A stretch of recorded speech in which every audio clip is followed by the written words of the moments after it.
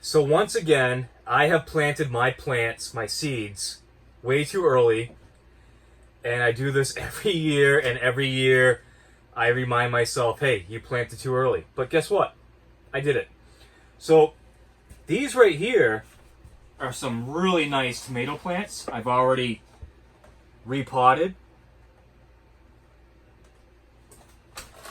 And to be honest, I don't know exactly what they are.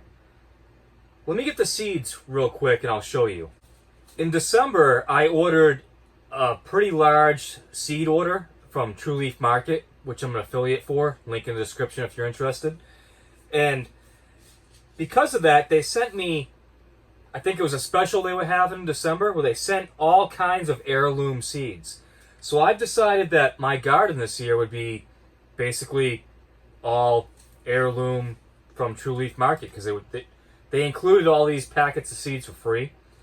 So the tomatoes I have growing are red cherry. I love cherry tomatoes because I pick them right out of the garden and eat them. It's called Hampson tomato. So those are the two tomatoes I have growing. In here I've also got some peppers. I've got a jalapeno, and I've got some sweet, just regular bell peppers. The pepper plants look fantastic. I've got some other tomatoes here that I did not repot. I might even just toss them out. I haven't decided yet. I don't plan on having a really big garden, so the tomatoes I have potted up are doing awesome, and those might be enough. Or maybe I'll buy some plants later on, we'll see. But I also have growing here is some cantaloupe and some watermelon.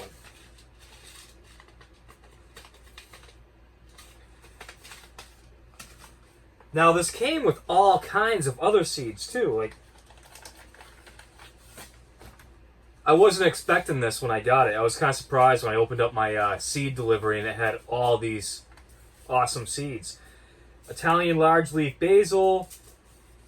I've got some carrots, some gourmet lettuce, blue curled kale, summer squash, buncheon onion, Detroit dark red beets, which I have a ton of these already in microgreen seeds, so it's not a big deal. Sugar peas, and cucumber. So I'm going to plant all these in my garden this year. I thought it'd just be fun to have an entire garden of free seed I got from True Leaf Market. The next time they have some sort of big giveaway like that, I'll try to be more informed and actually share it with you guys so you know that they're giving away free stuff. So, anyways, what I want to do here is I'm limited on space, and the weather is not right yet to plant outside or even in my greenhouse that's unheated. These tomatoes and peppers wouldn't do very well. So what I'm going to do is I'm going to transplant these peppers, cantaloupe, and watermelon in this tray, this 10 by 20 tray. So I'm going to start by putting in some soil, just like a little bit of a base, to put these little peat pots or whatever they are right into, and then I'll fill the rest with soil as we go. This is just a sunshine mix number 4. It's a really, really nice soil. It's really dry though, because I've had it sitting around open for way too long.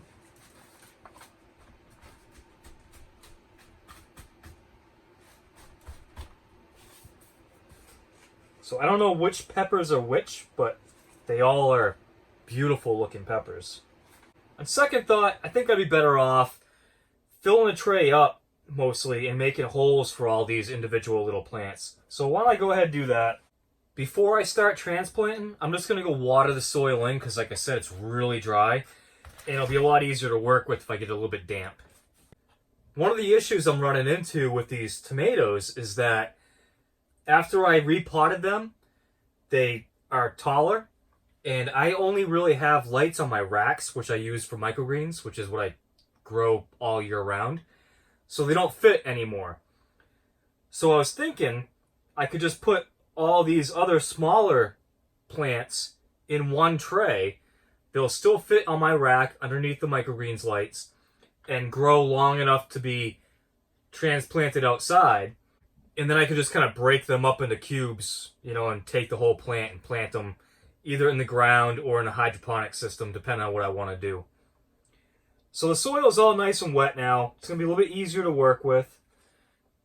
I'm going to start with my pepper here. Just kind of stuff it in there.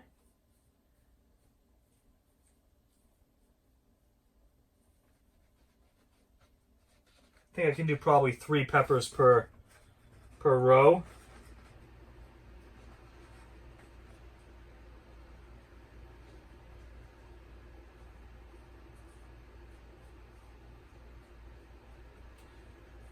So I'm just really trying to prolong my transplants here. So the peppers, I don't feel like I planted those too soon. I think it was perfect. These are going to be perfect plants when it's ready to plant. Peppers you want to really have started nice and early because they take a long time. The tomatoes, yeah, I planted those too soon. The cantaloupe and watermelon, they might be just about right. In my climate in the Northeast, it's hard to get good watermelon and cantaloupe because the season's just not very long. And so I think planting them when I did is going to be absolutely perfect. Now I am beyond happy with how these peppers look. These are fantastic looking plants.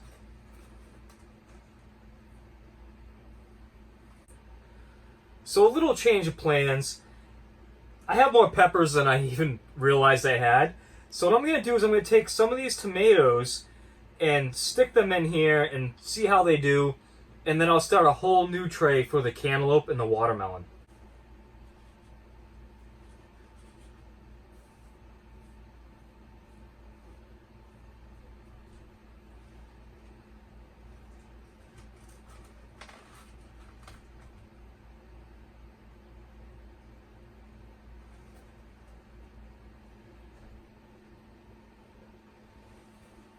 This guy was kind of stunted. He got stuck underneath the little net of the grow pod, and I had to help him get out. So he'll be a perfect transplant because he's so stunted and small.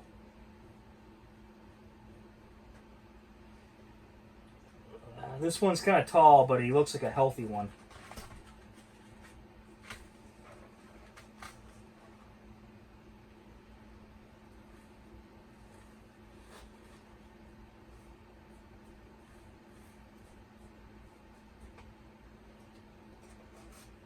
We got room, so we'll put some more in here.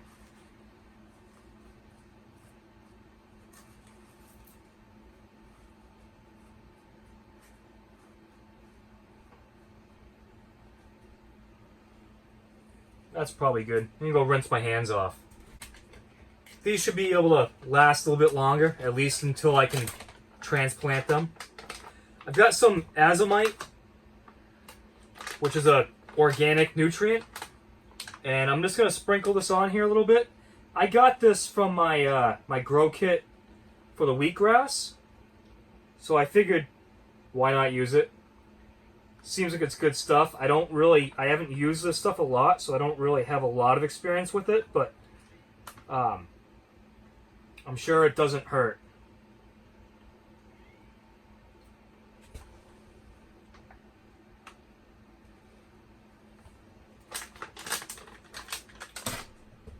So I'm going to go water this in again and put it under the lights. Alright, now I've got this tray that I've already watered in, filled up with soil, and I've got my watermelon and my cantaloupes. Not going to worry about these tomatoes, they're just going to go away.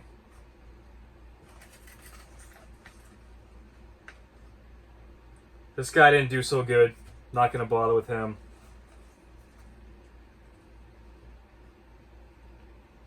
This one also didn't do so good.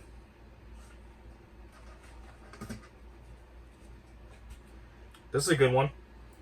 So these are going to need a little more room because they're trying to vine out. So I want to give them some room to be able to grow in here.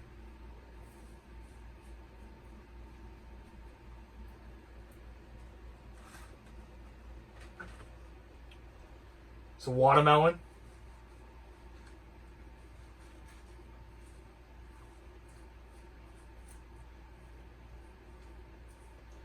Now you can tell watermelon by their leaf structure. So that's a watermelon. You can tell by the shape of its leaf. And these are cantaloupe.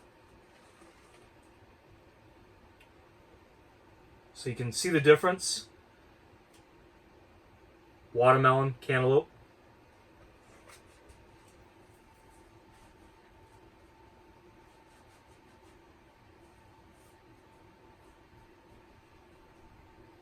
Hopefully this works out. It's not the way I've ever done something before, but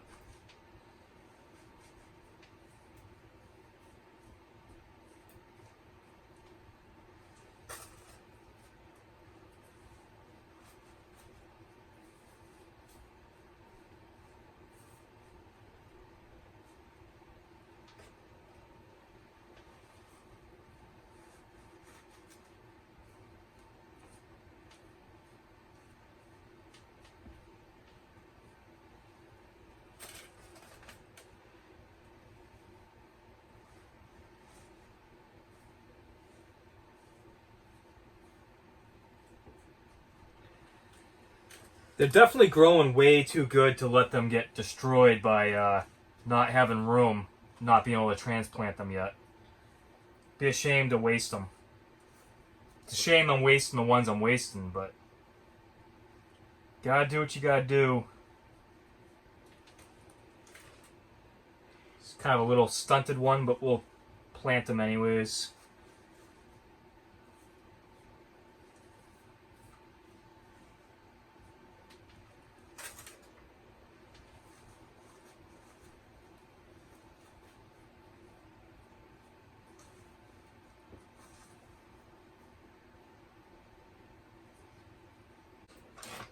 Once again, I'm going to sprinkle on a little bit of fairy dust just because we have it, so why not?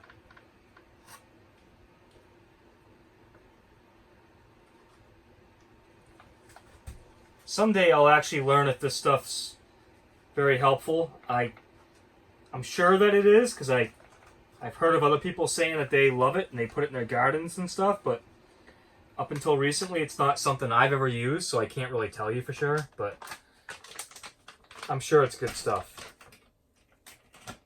I'm growing some wheatgrass right now that I just put some of this on, and we'll see. Water this in, put it under the lights, and then I'll show you what's going on underneath the lights. So like I mentioned before, these tomatoes no longer fit on my racks, so I'm just going to leave them here under this light. This is just a LED shop light. I think it's 5K, so 5,000 Kelvin. Not great for microgreens, but it does work. And I think it'll be good enough to keep these tomatoes looking good for a while until I'm ready to bring them outside. So we'll see how that goes. So that's the plan for these. There is the cantaloupe and watermelon. That's cantaloupe. That's watermelon. We'll see how they do in these trays. That should prolong their life long enough. I only need another couple weeks before I can plant them outside. Here's a couple sorry looking tomatoes. And my peppers in the back that are looking great.